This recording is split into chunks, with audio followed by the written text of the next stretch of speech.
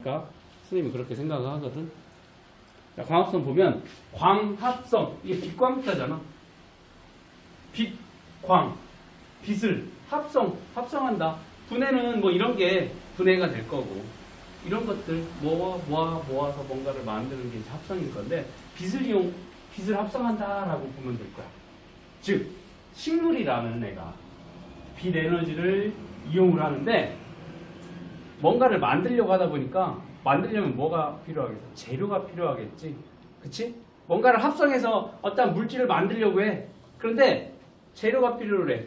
그 재료가 뭐가 되냐면 이산화탄소와 물이라는 재료를 이용을 해서 뭐 영양분을 만들 거야. 양분.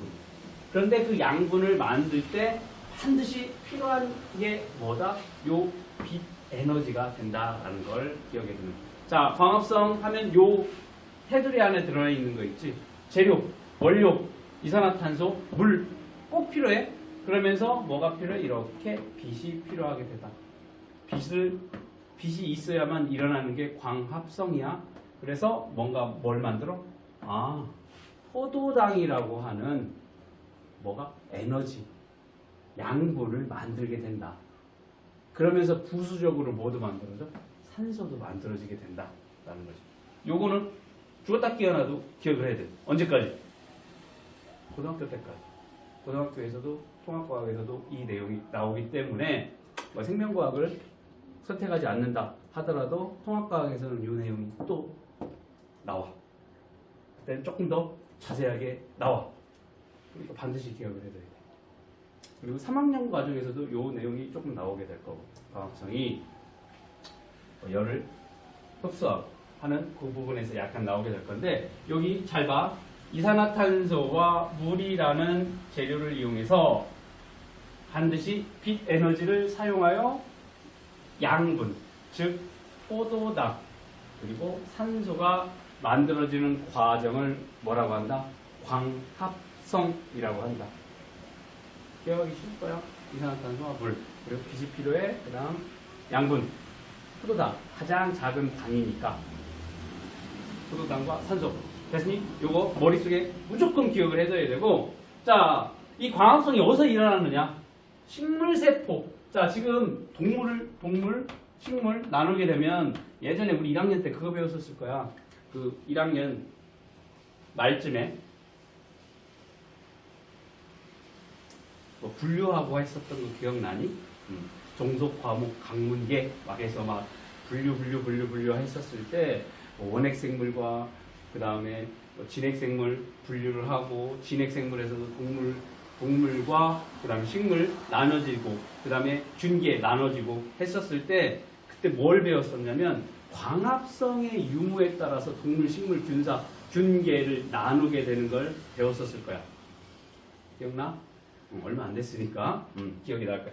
그때 뭐라고 했냐면 이 광합성을 하는 애, 못하는 애, 식물, 동물 나뉠 때 뭐야? 광합성 하느냐 못하느냐. 그리고 버섯도 광합성을 못하기 때문에 따로 균계로 빠지게 됐다. 버섯도 보면 우리가 식물처럼 생각을 하잖아. 그치? 그런데도 버섯은 균계로 따로 뺐어. 왜? 걔네는 광합성을 못하니까.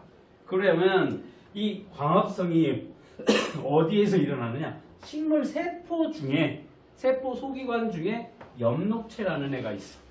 세포 소기관이야. 그러니까 세포 안에 있는 작은 기관들 중에 어디? 엽록체에서 광합성이 일어나게 된다.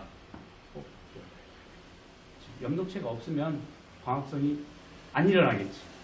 그러니까 우리 사람도 광합성이 일어나지 않아. 맞니? 자, 우리가 친구들이랑 오늘 같은 날은 비가 왔으니까 날씨 좋은 날, 아주 여름 같은 날 말고 봄에, 가을에 친구들이 뭐라고 해? 유나야, 우리 광합성 하러 가자라고 하면 뭐야? 햇빛 쬐러 가서 밖에서 산책하자라는 거지. 맞니? 그런 얘기 많이 하지. 굉장히 무식한 거지. 왜? 우리는 광합성을 할 수 있는 엽록체가 없기 때문에. 어디? 엽록체가 있어야 된다. 엽록체에서 뭐가 일어날 거니까? 광합성이 일어날 거니까. 자, 광합성이 일어나는 장소 어디? 식물세포에 있는 엽록체에서 일어나게 된다. 그리고 아까 보니까 여기 뭐가 꼭 필요하다라고 해서 여기 빛에너지가 꼭 필요하다라고 했지. 그러면 빛이 언제 있는데? 밤에 있어? 낮에 있어? 낮에 있겠지. 그러니까 어디? 빛이 있을 때 낮에만 일어나게 된다. 자, 광합성이 일어나기 위해서는 반드시 빛이 필요하니까 낮에만 일어난다라고 기억을 해두면 되겠습니다. 자, 광합성 어디에서? 식물세포의 엽록체에서 일어나는, 그리고 언제? 낮에 빛이 있을 때만 일어나게 된다. 반드시 기억해 둬야 되는 내용이 되겠습니다. 자, 광합성에 필요한 요소와 광합성으로 생성되는 물질. 이 얘기는 뭐냐면 이 얘기를 다시 조금 더 자세하게 설명을 해 놓은 거야. 즉, 광합성에 필요한 요소가 뭐야? 이산화탄소, 물, 그 다음에 빛이 있겠지. 광합성에 필요한 요소, 빛, 물, 이산화탄소. 자, 이 빛 같은 경우에는 엽록체 속에 보면, 자, 엽록체를 조금 더 확대해서 자세하게 보면 거기에 엽록소가 존재를 해. 자, 엽록소 끝에 뭐니? 소자 들어갔네. 이게 뭐냐면 색소야. 초록색 색소. 우리가 무슨 색깔 나타나는 거, 파란색 색소, 무슨 빨간색 색소 얘기를 하는 것처럼 여기 엽록소라고 하는 놈이 뭐냐면 초록색 색소야. 여기 엽록소라는 여기 색소에서 빛을 어떻게 하니? 흡수를 한다라고 보면 되겠습니다. 자, 여기 조금 더 자세하게 나왔는데 엽록체라고 얘기를 하면 식물세포에 들어있는 초록색 뭐니?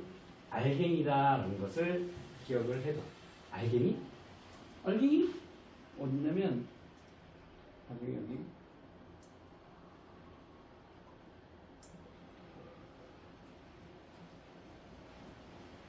여기 이런 식으로. 이게 실제 식물 잎을 관찰을 한 거거든. 그러면 여기 확대를 해서 보면 어떻게 되어 있냐면 이렇게 동글동글동글동글한 과립 형태로 되어 있지. 알갱이. 이게 뭐다? 엽록체라는 거야.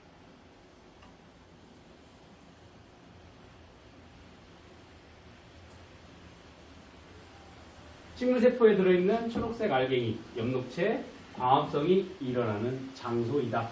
그 다음에 엽록체 안에 들어있는 초록색 색소, 뭐야? 엽록소가 될 거야. 엽록소. 여기에서 빛을 흡수하게 된다. 자, 이 엽록소가 엽록체와 식물의 잎이 초록색을 띠는 건 뭐 때문에 그런 거야? 엽록소라는 초록색 색소가 있기 때문에 우리가 식물 보면 대부분의 지금 푸릇푸릇한 색이 나타나는 건 엽록체 안에 있는 엽록소 때문에 그렇다라고 기억을 해두면 될 거예요. 자, 빛을 엽록체 안에 엽록소가 흡수를 합니다. 그 다음에 광합성에 필요한 요소 뭐야? 물이야. 자, 뿌리에서 흡수가 되겠지. 뿌리에서 물을 끌어올려서 물관을 통해 잎까지 이동을 한다라고 보면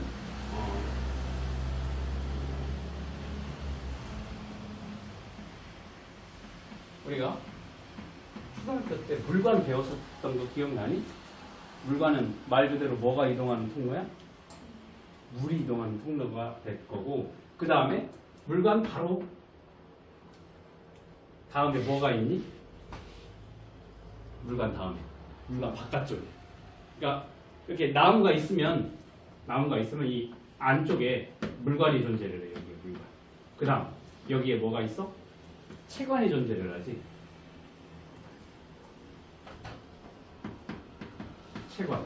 체관은 뭐니?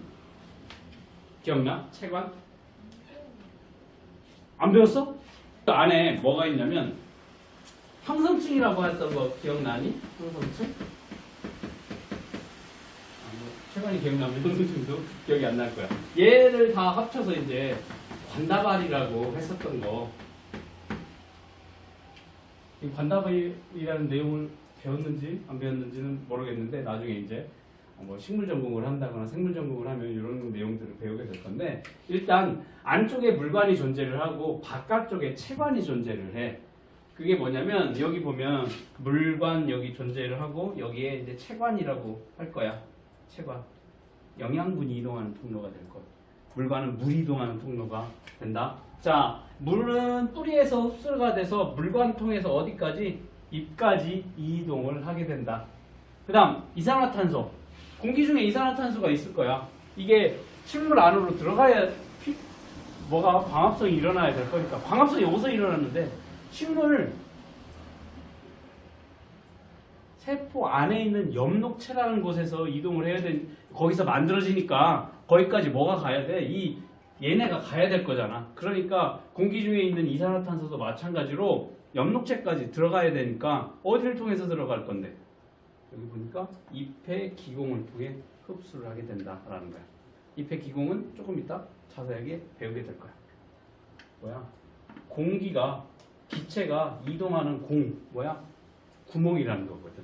이 구멍 통해서 공기가 혹은 이산화탄소가 왔다 갔다 하게 될 거야. 그게 어디에 있는 거지? 잎에 있거든.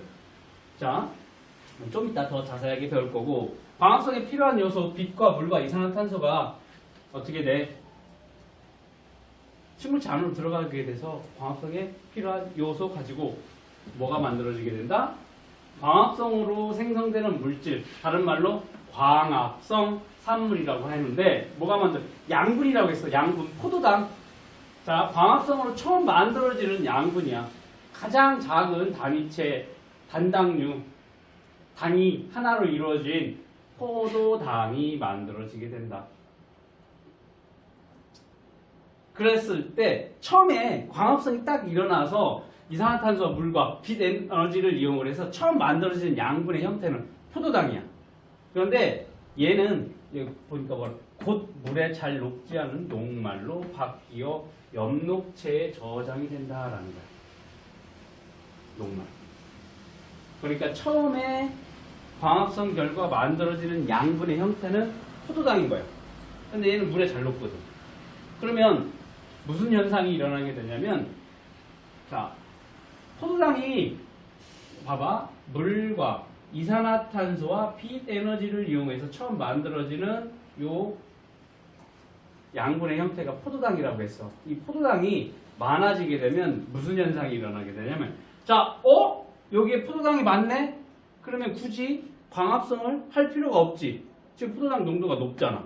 많이 만들어 놨는데. 그러니까 광합성은 뭐라고 했어? 이러한 양분들, 자기가 필요한 양분을, 식물이 자기가 쓸 양분을 만드는 거거든. 그러니까 어떻게 많이 만들어 놔야 나중에 해가 잘 안 될 때, 혹은 내가 필요한 양분들을 많이 모아놨다가 이제 써야 될 거지. 그렇다 보니까 여기에는 포도당이 많아. 그러면 포도당 농도가 높으니까 광합성이 잘 일어나지 않겠지. 그러니까 얘를 뭘로 바꾸나? 녹말의 형태로, 다른 형태로 바꿔서 저장을 해 놓으면 어떻게 되겠어? 계속 광합성이 일어나겠지. 그리고 이 농도 얘기가, 얘 포도당 농도가 높아지게 되면 나중에 삼투압이라는 걸 배우게 될 건데, 얘가 농도가 높아. 이 안에가 고농도가 될 거야. 그러면 고농도가 되면 이게 세포막 같은 경우에는 반투과성막이라고 해서 물이 왔다 갔다 해.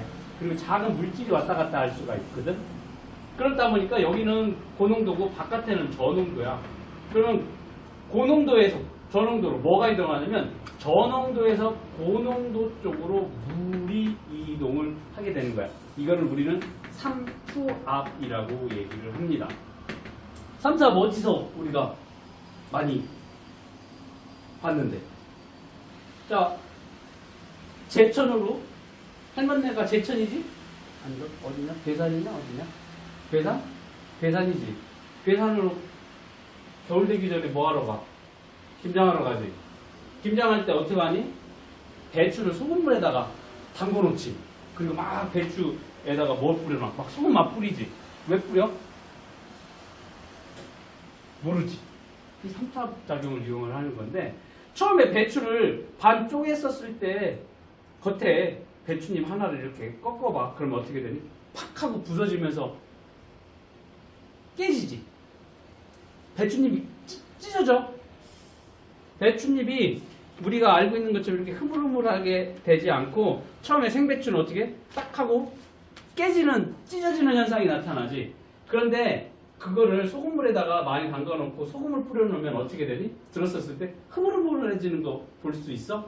그게 뭐냐면 그 배추 세포 안에 있는 물이 바깥으로 빠져나갔기 때문에 흐물흐물해진 거야. 왜? 여기 봐봐. 얘가 지금 배추야. 배추는 지금 저농도고 바깥에 소금물이지. 농도가 높지. 그랬었을 때 농도 차이가 나게 되면 물이 어디? 저농도에서 고농도 쪽으로 빠져나가게 되는 거지. 이게 뭐다? 삼투압을 이용을 한 거야. 그러니까 이게 이제 우리 조상들이 몇천 년 전부터 그렇게 해왔었잖아. 이거 삼투압이라는 걸 몰랐는데도 굉장히 똑똑한 거지.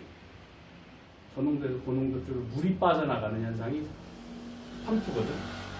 그러니까 어떻게 되니? 물이 빠져나가게 되니까 배추가 어떻게 돼? 흐물흐물해지지. 그때는 막 들으면 어때? 이게 이런 식으로 꺾이지? 이렇게 해도 찢어지거나 부러지지 않을 거야. 맞니? 그게 뭐야? 안에 있는 배추 안에 있는 물이 다 빠져나갔기 때문에 그렇다.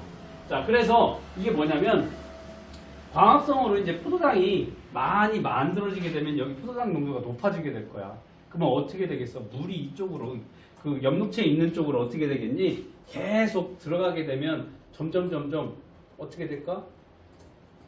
다른 쪽들은 시들겠고 그쪽은 물이 많아지는 현상이 나타나게 될 거니까 이 포도당 농도가 높아지는 것을 막기 위해서 뭘로? 녹말의 형태, 다른 형태로 어떻게 전환을 시킨다라고 보면 될 거야. 자, 그래서 광합성으로 처음 만들어지는 양분은 포도당이야. 그렇지만 이게 농도가 높아지면 안 되기 때문에 뭘로? 녹말로 바뀌어서 엽록체에 저장을 해놓게 된다.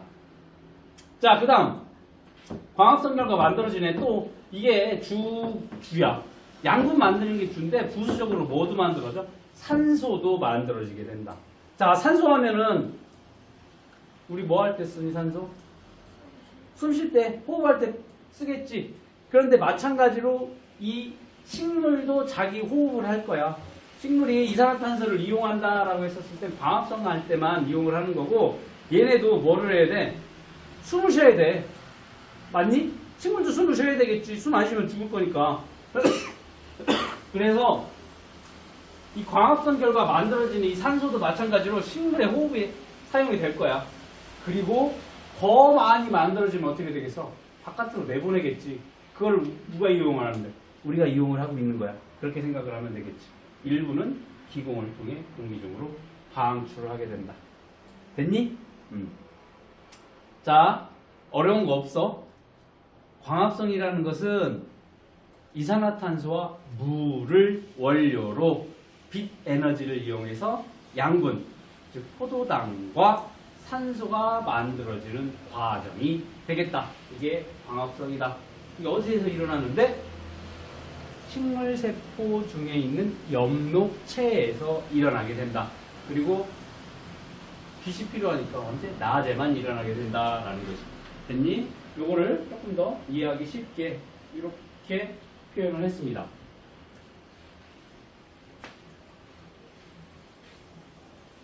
물이 필요해. 자, 엽록체에서 일어난다? 엽록체는 어디에 많아? 요 잎에 많이 존재를 해. 그러면 여기에서 이 안에 엽록체에서 광합성이 일어나야 되는데 여기까지 필요한 재료가 와야 되니까 그 필요한 재료 뭐야? 물이 어디를 통해서? 물관을 통해서. 어디서부터 끌어오겠어? 뿌리부터 끌어오겠지. 맞니? 뿌리부터 물관 통해서 어디까지? 잎에까지 와야 될 거고 그 다음에 이산화탄소는 어디? 기공을 통해서 잎에 있는 공기가 혹은 기체가 통하는 구멍, 기공 통해서 들어오게 될 거야. 그래서 재료, 물과 이산화탄소 만들어졌습니다. 준비가 됐어. 그럼 뭐가 반드시 필요해? 빛 에너지가 필요하다. 그래서 만들어지는 첫 번째 만들어진 양분이 포도당 그리고 산소가 만들어지게 될 거야. 산소는 많이 만들어지게 되면 다시 기공 통해서 바깥으로 나가게 될 거고 그 다음 포도당은 만드는 즉시 뭘로? 녹말의 형태로 바꿔서 저장을 하게 된다라는 거. 됐지? 요거 잘 기억을 하고 있어야 되겠습니다.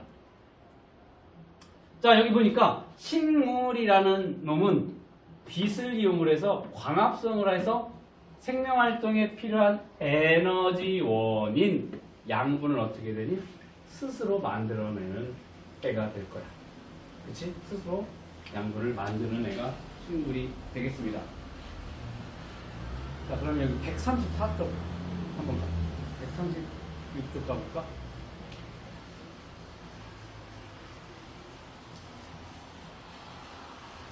자, 여기 보면 탐구 A가 나오는데 요거 잘 기억을 해둬야 될 거야. 광합성이 일어나는 장소와 광합성 산물이 뭐냐라는 거지. 자, 우리는 금방 배웠으니까 광합성 일어나는 장소 어디라고 했어? 엽록체라고 했고, 광합성 산물 뭐가 만들어져? 양분, 포도당, 산소 만들어지게 될 거야. 그거를 한번 확인해 보자. 물이 담긴 비커에다가 뭘 넣어? 검정말을 넣어놨어. 검정말이 뭔데? 물속에 자라는 식물이야.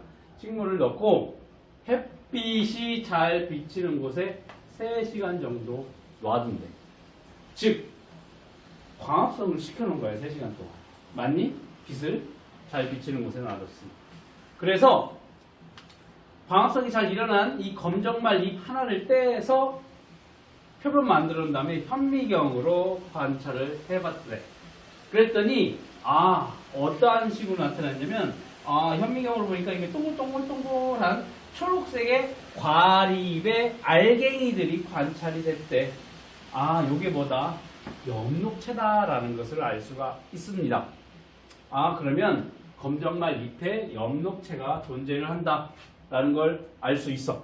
자, 그 다음 두 번째. 검정말을 에탄올이 들어있는 시험관에 넣고서 물중탕으로 가열을 하게 한다라는 거야. 자, 지금 봐봐. 유나 여기 바깥에는 물이야. 여기는 물이고, 여기 검정말이 담겨져 있는 부분은 뭐니? 에탄올이야. 그래서 물중탕으로 가열을 하는 거야. 에탄올. 왜? 그냥 가열을 하게 되면 에탄올이니까 어떻게 되겠니? 불 붙을 수 있으니까 간접적으로 가열을 해주는 거지. 여기 가열 한 다음에 이렇게 에탄올 처리를 한 잎을 가지고 다시 현미경 표본 만들어서 보게 될 거야. 그런데 이게 꼭 기억해야 돼. 왜 여기 물중탕에서 왜 끓이냐라는 거지. 에탄올 해놓고 잎을 왜 끓이냐. 왜냐면 금방 전에 안 끓인 애를 봤었을 때 이 초록색으로 과립이 나타났지. 얘 없애려고 그런 거야. 엽록체 속에 있는 엽록소를 제거를 시키는 거야. 색소를 제거시키는 거지. 색소 제거하면 무슨 색으로 나타날 건데? 그냥 투명한 색으로 나타나겠지. 이렇게 엽록소 제거해서 잎을 탈색을 할 거야. 왜냐면 바로 뒤에서 이 아이오딘과 칼륨 용액과 반응이 일어나는 색의 변화를 관찰하기 위해서 물중탕을 한다라고 보면 되겠습니다. 됐니? 정말 잎을 에탄올에 넣고 물중탕을 한다고 했지. 왜? 엽록소를 제거하기 위해서. 맞니? 왜? 엽록소는 초록색의 색소기 때문에 이 엽록소를 제거를 해서 탈색을 시키지 않으면 다음 반응을 시켰었을 때 이게 아이오딘과 칼륨 용액에 의해서 색이 변화가 됐는지 아니면 원래 가지고 있던 엽록소의 색깔인지 구별하기가 힘들어. 그래서 반드시 탈색을 시키는 거야. 엽록소를 제거를 하는 거야. 물중탕의 이유는. 자, 그렇게 탈색을 시켜놓고 여기에다가 탈색된 검정말 잎에다 뭘 떨어뜨려요? 아이오딘과 칼륨 용액을 떨어뜨리게 될 거야. 자, 요거는 우리가 초등학교 때도 해봤을 거야. 밥풀 몇 개 갖다 놓고 그 다음에 감자 이렇게 잘라놓고 거기에다가 아이오딘과 칼륨 용액 살짝 떨어뜨리게 될 거야. 얘는 원래 무슨 색인데? 노르스름한 색이야. 그러면 얘가 뭐냐면 밥과 혹은 감자와 만나게 되면 무슨 색으로 바뀌어? 청남색으로 바뀌어. 청남색. 기억나니? 청남색으로 바뀌어. 자, 그러니까 얘를 아이오딘 칼륨 용액을 탈색된 검정말 잎에다가 떨어뜨렸어. 그랬더니 현미경으로 관찰을 했어. 그러니까 여기에 아까는 이렇게 과립이 초록색이었어. 근데 탈색을 했으니까 안 보일 거라고. 하얗게 된 게 이 엽록체 과립들이 무슨 청남색으로 관찰이 된다라는 게 결과야. 됐니? 그러면 얘는 뭔데? 아이오딘, 아이오딘화 칼륨 용액은 녹말 검출 용액이라는 거야. 금방 선생님이 뭐라고 했어? 감자에 떨어졌을 때 청남색으로 바뀌고, 그다음에 밥풀에다가 떨어뜨리면 밥풀에 떨어뜨려도 이 노란색이 뭘로 바뀌어? 청남색으로 바뀌게 된다. 왜? 감자에도 녹말이 있고, 그다음에 밥풀에도 녹말이 있기 때문에 그렇다라는 거지. 자, 뭐 녹말 검출 용액이 아이오딘, 아이오딘화 칼륨 용액이라는 거, 요거 꼭 기억을 해둬야 될 거야. 됐니? 자, 그러면 결과적으로 여기 떨어뜨려서 청남색으로 바뀌었다? 그러면 여기 동글동글동글동글동글한 이 엽록체에 뭐가 있다라는 거야? 녹말이 있다라는 거지. 됐니? 자, 해석합시다. 왜 여기 4번에서 엽록체가 청남색으로 관찰이 됐냐? 왜 탈색된 잎에 아이오딘, 아이오딘화 칼륨 용액을 떨어뜨렸더니 왜 청남색으로 관찰이 됐느냐? 검정말의 엽록체에서 광합성이 일어나서 광합성 결과 포도당이 만들어지고 그 포도당이 즉시 뭘로? 녹말로 전환이 됐다라는 것을 우리는 알 수가 있다. 맞니? 아까 그 내용들이 있었지. 위에 뭐 이산화탄소와 물이 이 광합성의 재료라고 했고, 여기 뭐가 필요하다 그래서 빛이 필요하다라고 했지. 맞니? 그랬을 때 만들어지는 거 뭐라고 했니? 포도당. 그 다음 산소 만들어진다라고 했지. 포도당 얘는 어떻게 돼? 만들어지는 즉시 뭘로 전환이 된다? 녹말로 전환이 된다라는 내용을 배웠지. 그거를 어떻게 하니? 실험을 통해서 확인을 해본 거지. 자, 그럼 정리해 봅시다. 광합성은 식물세포의 어느 장소에서 일어나게 된다? 광합성이 일어나는 장소. 엽록체야. 이거 오늘 다 기억하고 가야 돼. 알겠니? 나중에 외워야지. 안 돼. 지금 다 외우고 가면 될 거야. 어디? 광합성이 일어나는 장소. 식물세포의 엽록체에서 일어나며 광합성 결과 뭐가 만들어지게 됐니? 아이오딘, 아이오딘화 칼륨 용액과 청남색으로 변하게 됐으니까 결과 만들어진 게 뭐야? 녹말이 만들어지게 된다. 라는 것까지 확인이 됐습니다. 됐니?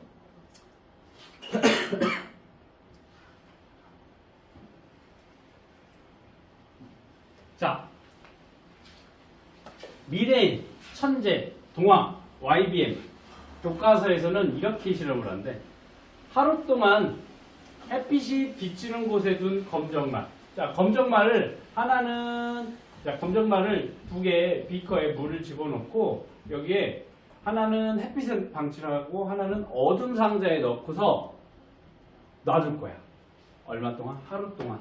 그 다음에 각각의 검정말을 꺼내서 에탄올에 마찬가지로 물중탕을 할 거야. 그 다음 아이오딘, 아이오딘화 칼륨 용액을 떨어뜨려서 색변화를 나타나게 됐더니 얘만 청남색으로 변하게 됐다라는 거지. 이건 뭘 알아본 거야? 다 똑같은데 하나는 햇빛에 두고 하나는 어둠 상자에 뒀다라는 거지. 즉, 요거는 뭐야? 빛이 있을 때만 엽록체에서 광합성이 일어나 녹말이 만들어진다라는 실험이 될 거야. 위의 내용과 약간 다른 형태의 실험이니까 이것도 기억을 해둬야 될 거야. 알겠니? 자, 그러면 밑에 문제 한번 풀어볼까? 1번, 2번, 3번.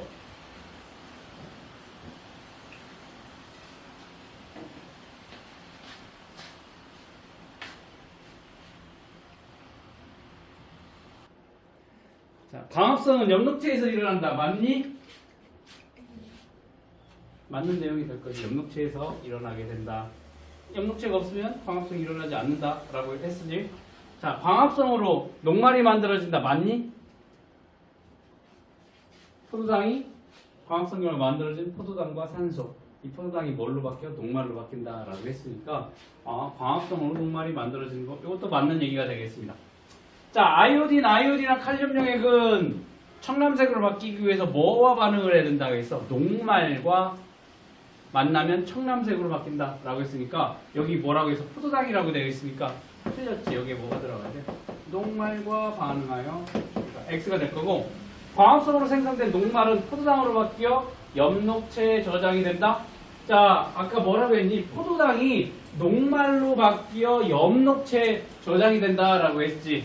그러니까 광합성으로 생성된 포도당은 뭘로? 녹말로 바뀌어 엽록체에 저장이 된다라고 그게 바뀌어야 돼. 두 개가. 그러니까 X가 되겠습니다. 좀 꼭 기억을 해야 된다, 그렇지? 검정말을 에탄올에 넣어서 물중탕하는 카다. 뭐야? 엽록소 제거를 하기 위해서 탈색시킨다라고 했지. 왜?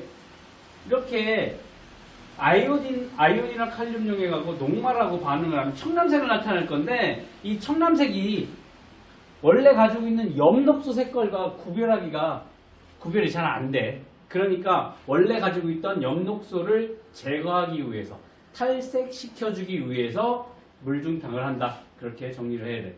이거 꼭 기억을 해둬야 되는 내용이 될 거야. 시험에 나올까 안 나올까? 200%지. 무조건 나온다. 자, 잎폐세포에서 청남색으로 변한 구조는 무엇인지 쓰고 이를 통해 알 수 있는 사실을 서술하시오. 그럼 뭐라고 적어야 돼? 엽록체라고 적어야 되겠지. 엽록체. 잎폐세포에서 청남색으로 변한 구조는 뭐가 된다?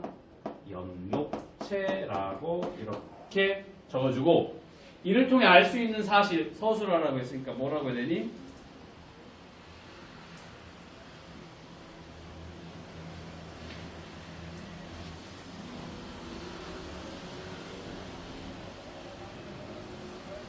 엽록체라고 했어. 엽록체는 어디 있는데? 식물.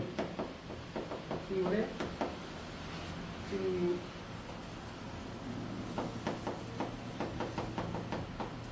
식물세포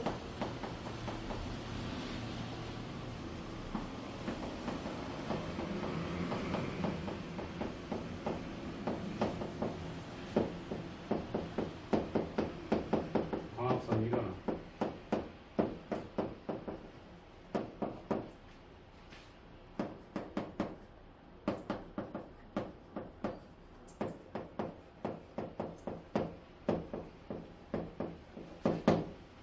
이런 식으로 비슷한 뉘앙스가 들어가면 될 거야. 뭐 어디에서 광합성이 일어났고 어떠한 형태로 바뀌게 됐는지.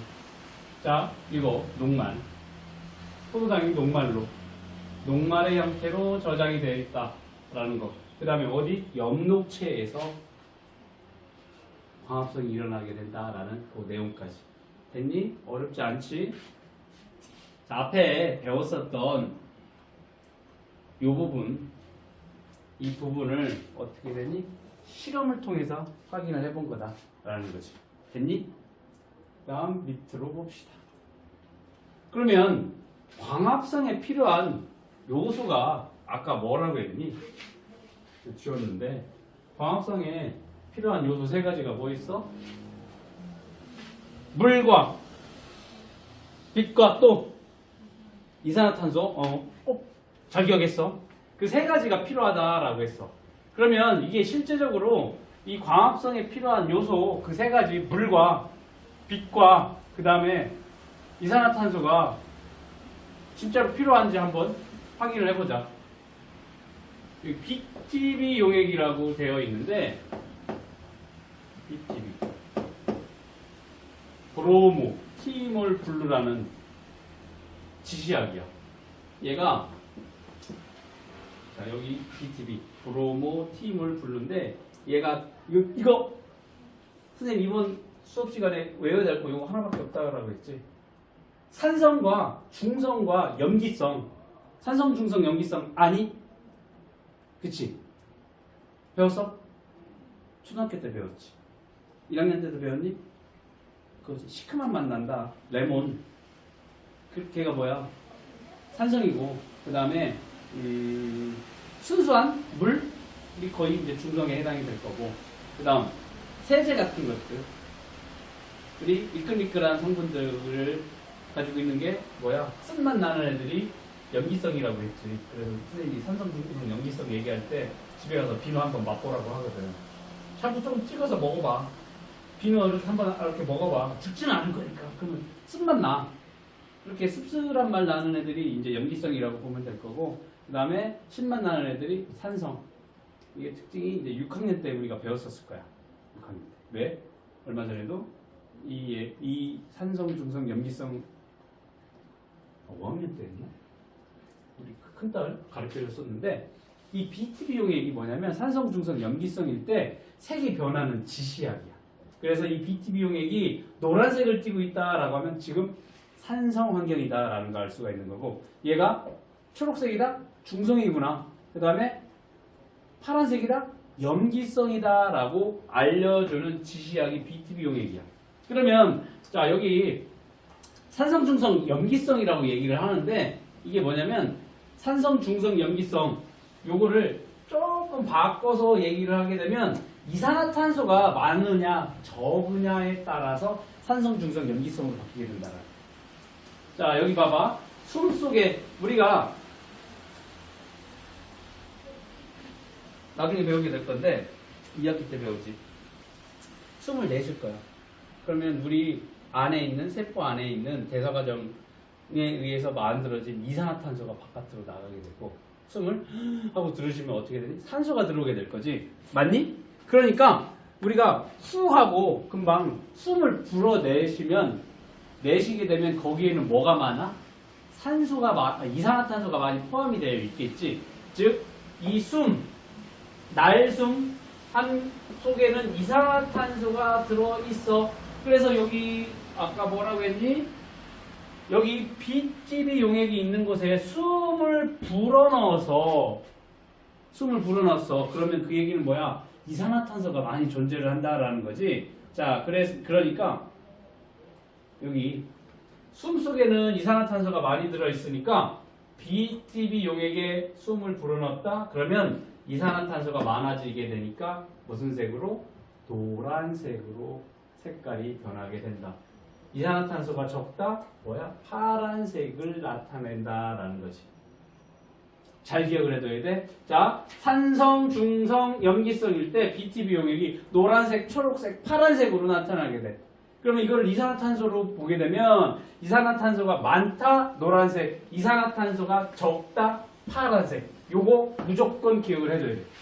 알겠니? 이거 굉장히 중요해. 이거 뭐 나중에도 이게 통합과학에서도 또 똑같은 내용이 나올 거거든. 화학 파트 나올 때. 그러니까 이 내용은 또 그때도 하나? 3학년 때도 있을 거야. 지금 무조건 기억을 해줘야 돼. 자, 이번 시간에 외워야 될 거 이거 하나밖에 없다고 했어. 산성, 중성, 염기성, BTB 용액이 노란색, 초록색, 파란색. 왼쪽이 뭐야? 산성일 때 이산화탄소 양이 많다. 오른쪽에 파란색일 때 이산화탄소 양이 어떻다? 적다. 요거 하나는 꼭 기억을 해둬야 돼. 알겠니? 이건 외워야 될 거 이거 하나야. 됐어? 자, 그러면 요거를 우리가 BTB 용액이라는 애가 이산화탄소가 많으면 노란색을 띠고 이산화탄소 양이 적으면 파란색을 띈다라는 걸 머릿속에 기억을 해두고 요 실험을 하는 거야. 자, 숨을 불어넣으면 이 BTB 용액이 파란색에서 노란색으로 변하게 될 거야. 맞니? 여기에 BTB 용액 쭉 집어넣고 빨대로 코하고 불어넣으니까 어떻게 돼? 이산화탄소 양이 많아지니까 얘네가 다 뭔 색으로 변하겠어? 노란색으로 변하겠지. BTB 용액. 그 다음에 여기에 어떻게 넣냐면 여기에는 아무것도 안 집어넣고 뚜껑 닫아놨어. 여기는 뭐 넣었니? 검정말 집어넣고 뚜껑 닫아놨어. 여기도 검정말 집어넣고 뚜껑 닫아놓고 어떻게 돼? 알루미늄 포일로 뭘 막 빛을 차단을 해놓은 거야. 그래 놓고서 햇빛이 있는 곳에다가 비춰두고서 색 변화가 어떻게 나타나는지를 보자라는 거지. 그랬더니 야, 여기 봐봐. 얘는 아무것도 없어. 그래서 시간 햇빛에 놔도 결국엔 똑같이 노란색을 나타내는 변화가 없다라는 것을 알 수가 있어. 왜? 뭐 이산화탄소 뭐 만들고 사용을 하고 할 뭐 건덕지가 없지. 아무것도 없으니까 그냥 대중으로 집어넣는 거야. 그리고 나를 집어넣어. 나와보자. 나는 지금 BTB 용액 안에 뭐가 있니? 검정말이 있어. 검정말을 햇빛에 갖다 놓으니까 검정말이 햇빛 받아가서 뭐가 된 거야? 광합성이 일어나게 됐지. 광합성이 일어나면서 어떻게 됐니? 색깔이 파란색으로 변했대. 노란색에서 파란색으로 변했대. 그럼 아까 여기 노란색에서 파란색으로 변했다. 노란색 쪽에는 뭐가 많다? 이산화탄소가 많다. 그 다음에 염기성 쪽에는 이 파란색으로 나타난다. 뭐야? 이산화탄소 양이 적다라는 거지. 그러면 지금 봐봐. 여기 나는 노란색, 여기 나는 파란색이야. 여기는 이산화탄소 양이 많았는데 처음에 그렇게 불었으니까 많았지. 햇빛에 놔두니까 이산화탄소 양이 줄었대. 그건 뭐야? 검정말이 이 햇빛을 받아서 광합성을 하면서 이산화탄소를 사용했다라는 것을 알 수가 있지. 이산화탄소 양이 감소를 했다라는 거지. 맞니? 그러니까 색이 뭐야? 자, 윤아야 잘 봐. 노란색에서 파란색으로 바뀌었다? 이산화탄소 양이 줄어든 건 알겠지? 왜? 색이 얘는 많고 얘는 적다라고 했으니까 이산화탄소 양이 줄었어. 그러니까 파란색으로 바뀌었어. 그럼 어디다 썼겠어? 이 안에 있는 검정말이 여기에 있는 이산화탄소를 사용을 했기 때문에 파란색으로 바뀌었다 라는 거지. 자, 여기까지 하고 다를 볼 거야. 다도 똑같이 나처럼 처리를 했는데 뭘 써놨니? 호일을 써놨지. 뭘? 햇빛을 차단을 시켜놨어. 햇빛을 차단을 했더니 결과적으로 뭐야? 처음 그 상태인 노란색으로 변화가 없었다. 여기도 노란색, 여기도 노란색이야. 즉 빛이 차단이 되면서 검정말이 광합성을 하지 않았다라는 것을 알 수가 있지. 왜? 노란색이니까 이산화탄소 양이 많은 거잖아. 즉 이산화탄소 양은 줄어들지가 않았어. 원래 그 상태로 존재를 한다. 그러면 나와 다를 비교를 했었을 때 뭐가 다르니?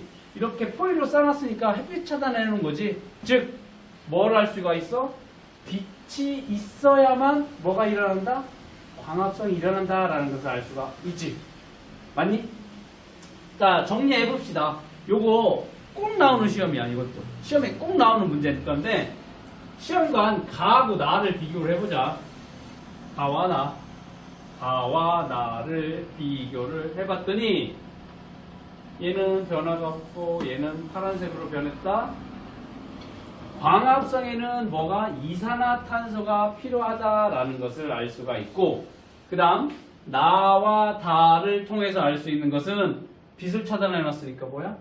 광합성에는 빛이 필요하다라는 것을 알 수가 있습니다. 됐니? 어렵지 않지? 이 문제 반드시 나오게 될 겁니다. 그 다음 오른쪽 요거 한번 봅시다. 아까 계속 쓸 거야. 이산화탄소와 물과 빛이 있어. 그러면서 뭐가 만들어지는데? 포도당과 그 다음 산소가 만들어진다라고 했었지. 맞니? 우리 포도당은 뭘로 전환이 된다? 전부로 녹말로 전환이 된다라고 했을 때 부수적으로 만들어지는 거 뭐가 있어? 산소가 있었지. 산소가 실제적으로 만들어지는지 확인하는 게 이거야. 이 검정말을 이 깔때기 안에다 이렇게 집어넣어 놓고 여기에 1% 탄산수소 나트륨 수용액을 집어넣어. 물에다가 탄산수소 나트륨 1% 집어넣어 놓으면 얘가 무슨 역할을 하냐면 탄산수소 나트륨은 이산화탄소 제공해주는 역할이 될 거야. 즉, 이 안에 뭐가 있냐? 이산화탄소도 있다라는 거지. 그리고 여기다가 어떻게 돼? 빛을 비춰줬어. 그랬더니 여기 끝에 뭐 클램프로 막아놨지. 여기에 어떤 뽀글뽀글뽀글뽀글한 것들이 모여놓고 여기 끝에다가 향의 불씨를 갖다 대는. 그랬더니 향의 불꽃이 다시 확 타오르는 현상이 나타났어. 그럼 뭐야? 산소가 있다라는 것을 알 수가 있지. 즉, 자, 여기 안에 뭐 있니? 이산화탄소 있지. 왜? 1% 탄산수 나트륨. 이산화탄소 있어. 그 다음에 여기 뭐 비치고 있어? 지금 불 비치고 있어. 그 다음에 여기 뭐 있어? 1% 탄산수소 나트륨 수용액이니까 뭐도 있니 여기에? H2O도 있고 물도 있네. 자, 이산화탄소, 물, 빛 다 있네. 그래서 여기다 갖다 대니까 뭐가 향불이 확 타오르게 된다. 뭐가 만들어졌어? 산소가 만들어졌다라는 것을 알 수가 있다라는 거지. 즉 광합성으로 발생하는 기체가 뭐다?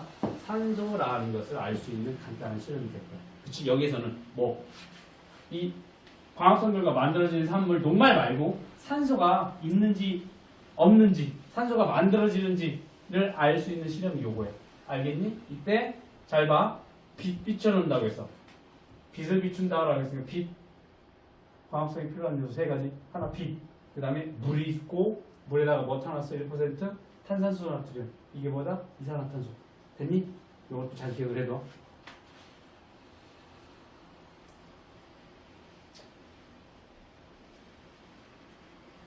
그 다음 광합성이 일어났어. 그러면 언제 광합성이 잘 일어나느냐? 그걸 알아볼 건데 광합성에 영향을 미치는 환경 요인을 한번 알아보자라는 거야. 세 가지야. 빛의 세기와 이산화탄소의 농도, 그 다음에 온도. 자, 그러면 아까 광합성이 일어나기 위해서는 빛이 반드시 필요하다라고 했어. 그러면 빛이 아침에는 해가 막 떠오를 때는 빛의 세기가 그렇게 세지가 않고 12시에서 2시 정도가 되면 가장 높은 남쪽 하늘에 됐었을 때 가장 태양빛이 강하지. 그리고 저녁 때 다시 줄어들지. 그랬었을 때 이 빛의 세기가 광합성에 어떻게 영향을 미치는지를 알아보면 빛의 세기가 자, 요 그래프 잘 봐야 돼. 여기 빛의 세기가 여기 세로축은 광합성 양이야. 빛의 세기가 증가를 하면 광합성 양도 증가를 해. 이게 그냥 끊임없이 계속 이렇게 증가를 하는 게 아니라 어느 정도 빛의 세기가 세진다. 그러니까 예를 들면 여기가 우리가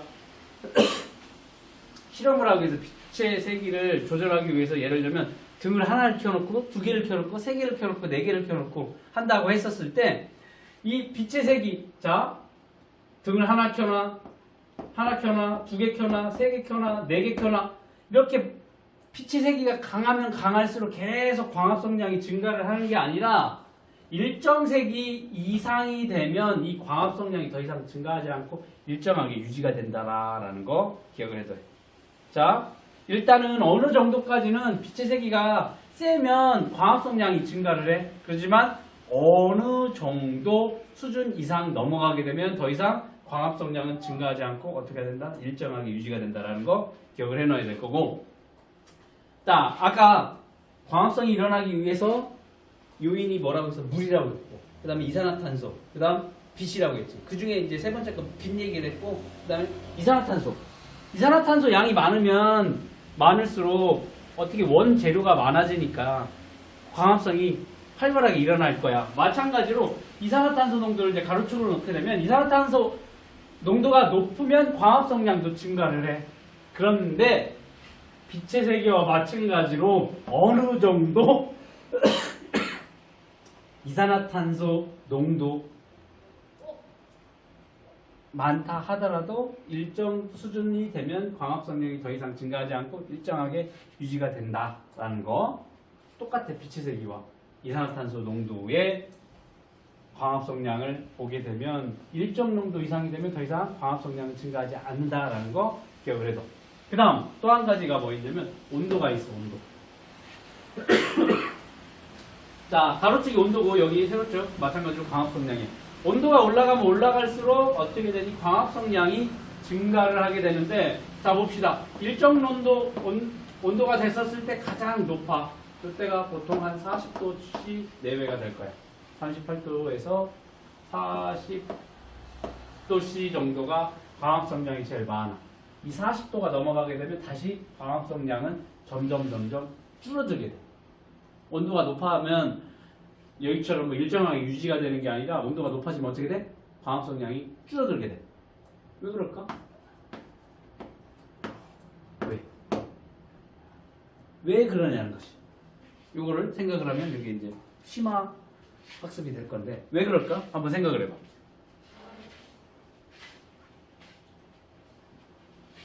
온도까지 얘기를 해줬네. 38도, 40도.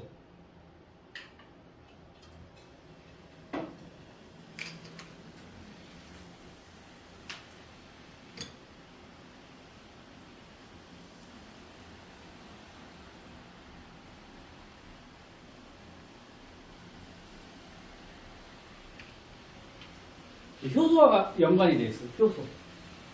우리 몸에서 일어나는 모든 일들을 관장하는 게 이제 단백질이 될 거예요. 그 효소라는 물질은 단백질로 이루어져 있어. 그렇다 보니까 최적 우리 37도 부근에서 가장 활발하게 그 단백질들이 반응을 제 역할을 하게 될 건데 그 단백질 같은 경우에는 제일 취약한 부분이 뭐냐면 온도에 굉장히 민감해요. 혹은 산성 환경에서. 즉 단백질들이 온도가 높아지면 활성이 줄어들게 되거나 혹은 변성이 일어나게 돼. 이 얘기는 뭐야? 요때 효소라는 놈들이 이 단백질들이 제 역할을 하는데 적정 온도에서는 제 역할을 하게 되는데 그 온도가 안 됐었을 때나 혹은 그 온도 이상으로 넘어가게 되면 활성이 떨어지게 된다는 거예요. 알겠니?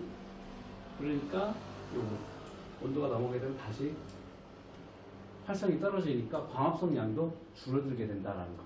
자, 그러면 요 그래프 잘 기억을 해줘야 돼. 광합성 양이 빛의 세기에 따라서 어떻게? 빛의 세기가 세면 셀수록 광합성 양도 증가하지만 어느 정도 수준까지 올라가게 되면 빛의 세기가 더 세더라도 일정하게 유지가 된다라. 자, 그 다음에 이산화탄소 농도가 높아지게 되면 광합성 양도 증가를 하게 되는데 일정 수준 농도 이상이 되게 되면 더 이상 광합성 양도 증가하지 않고 일정하게 유지가 되더라. 다음 온도가 낮은 온도에서 높은 온도까지 온도가 높아지면 높아질수록 광합성 양이 증가를 하다가 한 40도 이상 넘어가게 되면 광합성 양은 다시 줄어들게 된다라는 요 그래프 기억을 해둬야 돼요. 자, 이렇게 나오면 온도와 광합성 양에 관련된 내용이 될 거고 이렇게 두 개가 이런 식으로 나오게 됐다. 그러면 광합성 양과 이산화탄소의 양인지 아니면 빛의 색인지 그거는 이제 이 둘 중에 하나라는 것을 이 그래프만 제공했었을 때 딱 파악할 수 있어야 돼. 이런 식으로 되어 있어. 이렇게 올라가다가 일정하다 그럼 이산화탄소 농도가 아니면 뭐야? 빛의 색이라는 거 알 수가 있을 거고 올라갔다가 내려온다? 뭐야? 온도와 관련된 거다. 광합성 양과. 됐니? 색이가 광합성에 영향을 어떻게 미치는지 실험을 통해서 한번 알아보자라는 거예요. 알겠니? 어떻게 되면 시금치 잎을 그 코르크 뚫게 말고 펀칭해서 이렇게 여기에 구멍 뚫는 거 있지? 그치? 그래서 이렇게 철철철철 할 수 있는 펀칭 기계로 동글동글하게 시금치 잎 조각을 만들 거야. 여러 개. 20개 정도 만든 다음에 얘를 1% 탄산수 나트륨 수용액에다 넣고 잎 조각이 모두 가라앉을 때까지 이 주사기 안에서 넣고 계속 공기를 빼내게 될 거야. 자, 그러면 여기 지금 뭐냐? 1% 탄산수 나트륨 수용액이 뭐를 제공해 주는 거야? 이산화탄소를 제공을 해 준 거야. 맞니? 그리고 여기다가 뚜껑 여기 밀봉을 하고 이걸 자꾸 잡아 당기게 되면 어떻게 되냐면 이 시금치 잎 조각에 있는 공기가 바깥으로 빼내게 돼. 왜냐면 얘를 그냥 여기 1% 탄산수 나트륨 수용액에다가 시금치 조각을 넣게 되면 부력 때문에 위에 떠올라. 부력 때문에. 그러니까 이 안에 있는 공기들을 다 빼내는 작용을 해주는 거야.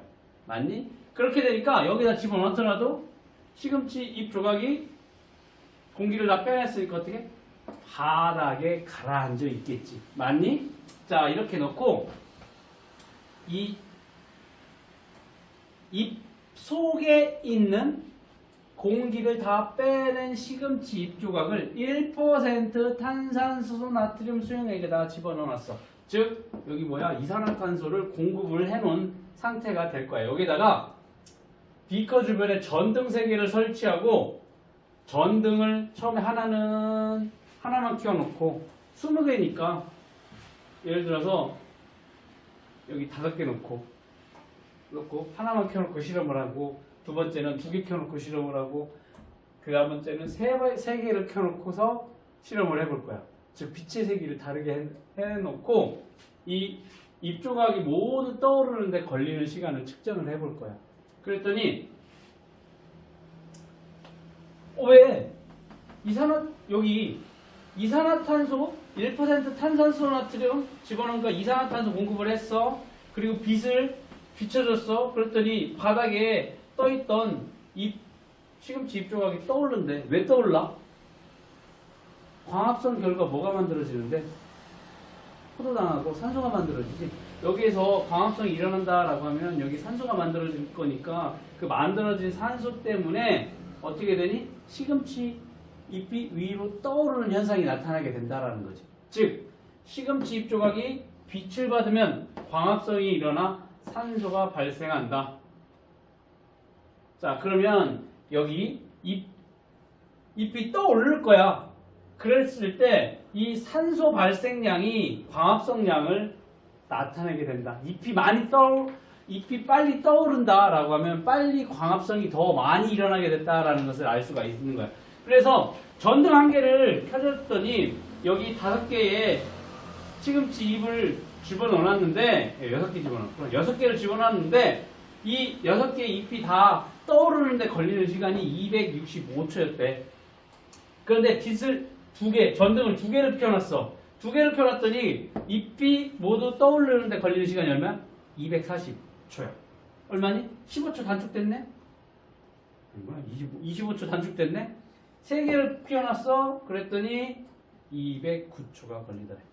시간이 점점 줄어들게 됐다. 즉 전등이 켜진 개수가 늘어났다. 빛의 세기가 세진 거지. 그랬더니 빛의 세기가 세질수록 잎조각이 떠오르는데 걸리는 시간이 짧아지게 된다. 즉 빛의 세기가 세지면 광합성이 활발하게 일어났다라고 볼 수 있겠지. 광합성이 활발하게 일어났으니까 산소가 만들어졌으니까 잎이 빨리 떠오르게 된다라는 거지. 왜? 빛의 세기가 광합성에 더 큰 영향을 주게 된다. 빛의 세기가 셀수록 어때? 광합성이 활발하게 일어난다라는 것을 알 수 있는 실험이 되겠습니다. 자, 그러면 광합성량은 여기서 이제 조금 더 정확하게 실험을 하려면 똑같은 실험을 이걸 전등을 4개를 해보고 5개를 해보고 6개를 해보는 거야. 그러다 보면 이 걸리는 시간이 더 이상 줄어들지 않고 일정하게 유지가 될 거야. 이 얘기는 뭐냐면 아까 여기 광합성량 여기 빛의 세기 즉 점점 계속 이렇게 되는 게 아니지. 어떻게 된다라고 했어. 일정 수준 되면 빛의 세기가 이렇게 될 거니까 이런 것까지 알아보려면 4개, 5개, 6개까지도 해봐야 되겠지. 그랬었을 때 뭐 여기까지는 아니더라도 그러면 이것만 가져가더라도 광합성량은 어느 정도까지는 빛의 세기가 셀수록 광합성량은 어떻게 된다? 뭐라고 해야 돼? 증가한다 라고 정리를 하면 되겠지. 증가한다 이렇게 정리를 하면 되겠습니다. 이렇게 잎이 떠오르는 시간을 체크를 하는 실험 방법이 있고 여기 보면 천재나 동화교과서에서 나와 있는 것처럼 자 봐봐.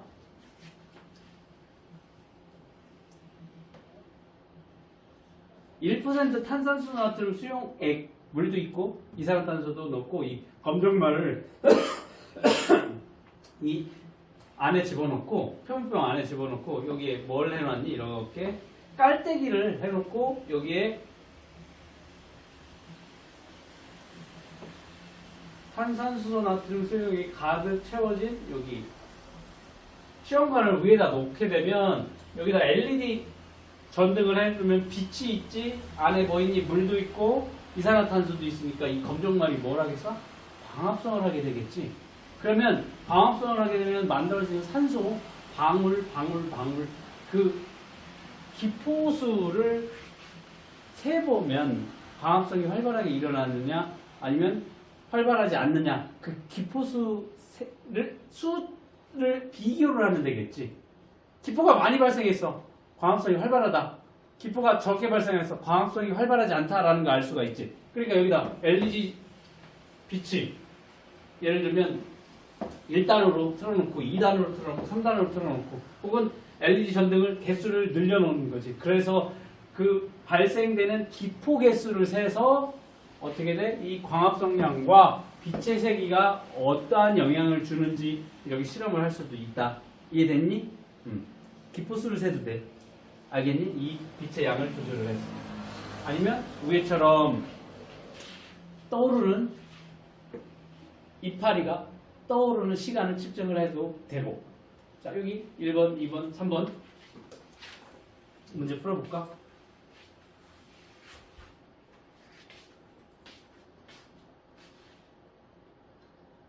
봅시다.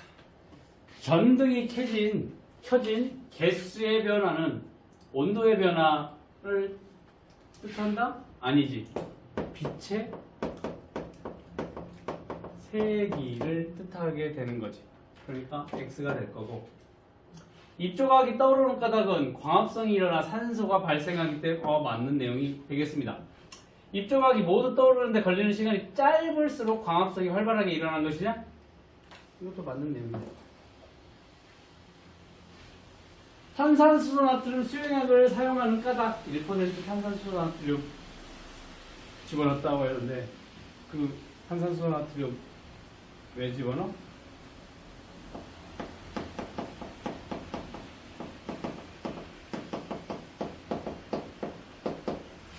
이산화탄소 공급 맞니?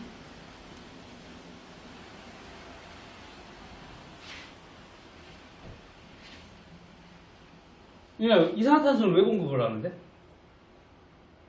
왜 공급해? 이산화탄소를?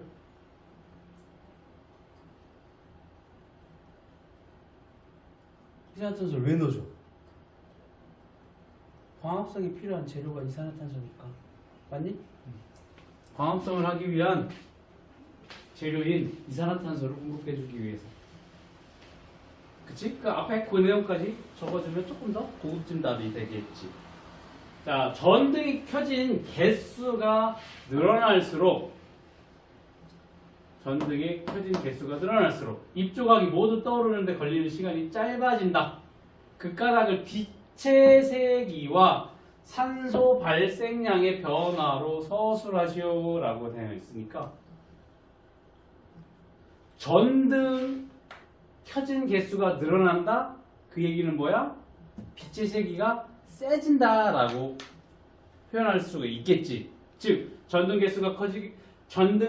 켜진 개수가 늘어나면 빛의 세기가 세져서 광합성이 활발하게 일어나. 그 활발하게 일어난다? 그러면 산소 발생량이 많아지게 된다. 그러니까 어떻게 돼? 입조각이 모두 떠오르는데 걸리는 시간이 짧아지게 된다. 그 내용을 버무려서 서술을 하면 되겠습니다.